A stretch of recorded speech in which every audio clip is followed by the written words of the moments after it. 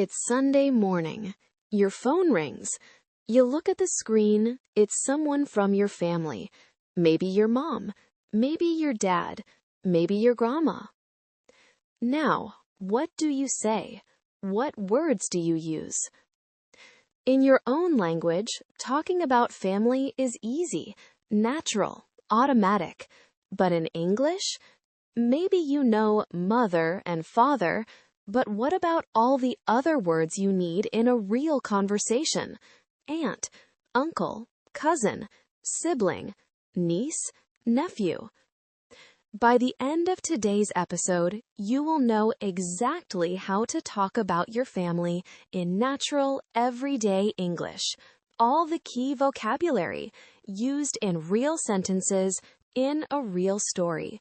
This is day 6 of your 30-day English journey. 5 days down, 24 to go. You are moving from A1 toward B1, step by step, episode by episode. Today, Sarah has a quiet Sunday to herself. She calls her mom, thinks about the people she loves, and writes about her family. In English. One more step from A1 to B1. Are you ready? Let's begin. Sarah is sitting in her favorite spot, the small armchair next to the living room window. She has a warm cup of green tea in both hands. Outside, the sky is a pale gray blue, the way it always looks on autumn Sunday mornings in Brooklyn. The streets are quiet. She loves this. Her phone buzzes on the cushion next to her. She looks at the screen. It says, Mum. She smiles and picks up. Hi, Mom. Hi, sweetheart. How are you? Sarah's mother is named Linda. She is 54 years old. She lives in Columbus, Ohio, about 500 miles from Brooklyn. In English, the formal word is mother, but most people say mum in everyday conversation. Mum is warm and informal. Mother is more serious or sometimes used when you are a little upset. If a child says mother in a serious tone, it probably means trouble. How's everything in New York? Linda asks. It's good, really good, actually, Sarah says. And are you sleeping? Are you eating? Sarah laughs. Yes, Mom, I promise. Some things never change. Moms always ask the same questions. It doesn't matter if you're 7 or 25. They talk for about 20 minutes. Linda tells Sarah about the neighbors, about the weather in Ohio, already colder than New York, and about a new soup recipe she found online. Sarah listens and smiles. She misses home sometimes, but talking to her mom always makes the distance feel smaller. After the call, Sarah puts her phone down and stares out the window. Her mind drifts to the rest of her family. Her father's name is Robert, but no one calls him Robert. Everyone, his wife, his kids, his coworkers, even his own mother, calls him Bob. Bob is 57 years old. He is a civil engineer. He designs bridges and roads. He is a quiet man, not someone who says a lot, but always, always there when you need him. In English, the formal word is father, but most people say dad or daddy when they are very young. Sarah still calls him dad. She probably always will. Bob shows love in quiet ways. When Sarah visits Columbus, he always has the fridge stocked with her favorite things: orange juice, cheddar cheese, sourdough bread. He never says, I missed you, but the fridge always says it for him. Sarah also has a younger brother named Jake. Jake is 22 years old, 3 years younger than Sarah. He is studying computer science at a university in Chicago. In English, a brother is a male sibling. A sister is a female sibling. The word sibling covers both. It means a brother or sister, without specifying which. It is useful in formal or general situations. Jake and Sarah text each other almost every day. They tease each other constantly. He calls her old lady, she calls him little disaster. But if either of them ever truly needed something, the other one would be on the first train there. Sarah has grandparents on both sides of her family, but she is especially close to her mother's parents, Dorothy and George. Everyone calls them Grandma Dot and Grandpa George. In English, the most common informal words are grandma and grandpa. You might also hear granny, nana, nan, or pop. These vary by family and region, but they all mean the same thing. Grandma Dot is 78 years old. She lives in a small house in rural Ohio, about 40 minutes from Columbus. Rural means in the countryside, away from a city. Dot is famous in the family for two things, her apple pie and her memory. She remembers everything, every birthday, every funny moment, every embarrassing thing you did when you were 9 years old.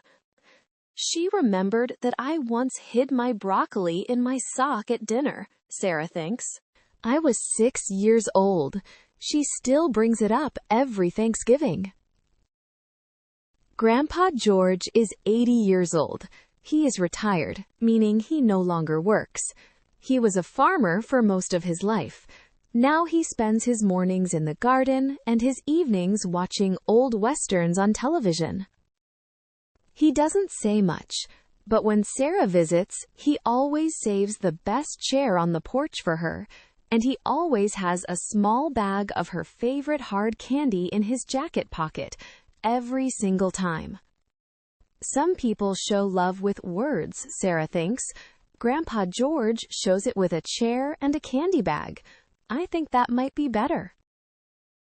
On her father's side, Sarah has an aunt named Carol and an uncle named David. In English, your aunt is your parent's sister or your parent's brother's wife. Your uncle is your parent's brother or your parent's sister's husband. Carol and David have 3 children, and those 3 children are Sarah's cousins. A cousin is the child of your aunt or uncle. The cousins are Emma, who is 19 and studying fashion design, Tyler, who is 16 and obsessed with basketball, and little Mia, who just turned 7 and wants to be an astronaut. The whole family, Sarah's parents, Jake, Carol, David, Emma, Tyler, Mia, and the grandparents, gathers once a year for Thanksgiving. Thanksgiving is one of the most important American holidays. It takes place on the 4th Thursday of November. Families travel long distances to be together. At the Thanksgiving table, Carol makes the turkey. David is in charge of the drinks. Grandma Dot makes the apple pie, obviously, and everyone talks at the same time, loudly, about everything. Sports, work, the news, old stories that everyone remembers slightly differently. Tyler's basketball games, Mia's drawings, Jake's classes in Chicago. It's loud and messy and perfect, Sarah thinks, and I count the days until it every year. That afternoon, Sarah opens her laptop. She has a small notebook beside her, the one she uses to practice English. She decides to do something both useful and meaningful. She's going to write about her family, in English. She starts simple. My name is Sarah, and I come from Columbus, Ohio. I have a small but close family. In English, the word close, when used to describe a family, doesn't mean physically near. It means emotionally connected, warm, tight, a family that supports each other and shares their lives. She keeps writing. My mom is a nurse named Linda. My dad is an engineer named Bob. I have one younger brother, Jake, who is 22 and studying computer science in Chicago. She pauses, thinks, then adds. My grandparents on my mom's side are Dorothy and George. Grandma Dot makes the best apple pie in the world. Grandpa George is retired. He has a garden he loves more than anything else. She reads it back. Simple sentences. Real people. True words. Language is how we share our lives with others, she thinks. Even a few sentences about your family, that's a little piece of who you are. She saves the document, then picks up her phone and texts Jake. Was thinking about the family today. Miss you, little disaster. 60 seconds later, he replies, Miss you too, old lady. Call you Sunday? Sarah smiles. Yeah, she types back. Call me Sunday. Today, Sarah had a quiet Sunday morning that turned into something special. She talked to her mom, Linda, on the phone. She thought about her dad, Bob, her brother, Jake, her grandparents, Dorothy and George, and her cousins, Emma, Tyler, and little Mia. And she practiced something important, writing about her family in English. Here are the key vocabulary words from today's episode. Mother.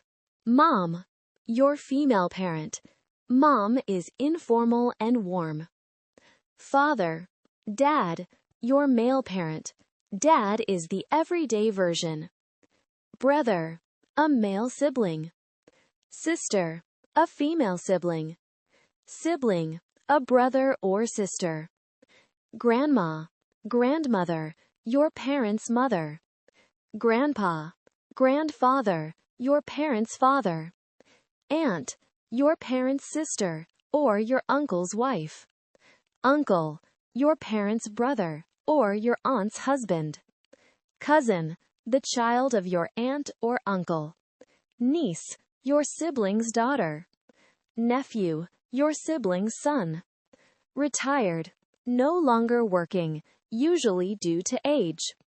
Close. Emotionally connected and supportive. Rural. In the countryside, away from a city. Miss. To feel sad because someone you love is not with you.